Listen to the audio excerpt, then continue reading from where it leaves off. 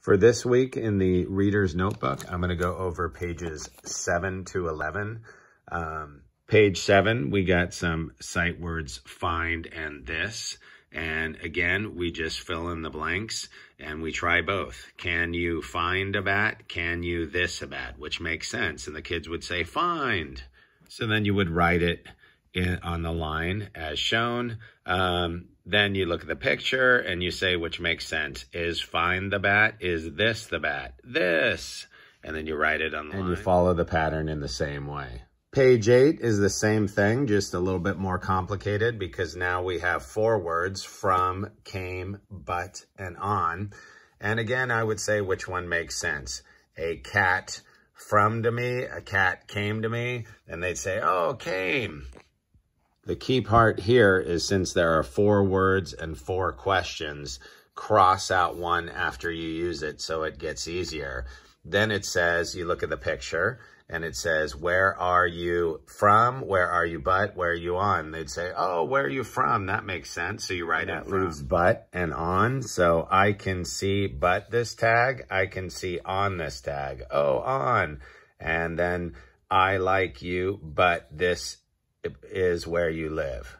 So that's how you do it. On page 9, we review the alpha friend Gertie Goose. And that Gertie Goose says the G sound. So up here, you're just going to trace them right over here. Trace the big G, trace the little g for the goat and the girl. Trace it 3 times. And then it says to put a big G and little g next to the words that begin with G. So we have door, gate, guitar, game, comb, and garden. So students would write a G, a big G and a little g next to the gate, guitar, game, and garden, but not the door or the comb. So they can leave those blank or X them out, whatever you want to do. Page 10 is about words with a G in it. So we would look at the picture and we know it ends in ag, and the students would say bag. Okay, what does bag begin with? Ba. They'd say, oh, B. So you write in a B here. This one, you would look at the picture, and it begins with a P and ends with a G. Pig. Okay, well, what goes in the middle? And then they'd write an I.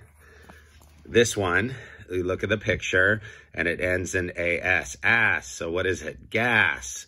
Okay, so we put the G at the beginning. And the last one, it's a present with a that ends in ag. So, oh, it's a tag. Tag. Okay, what goes at the beginning? Ta.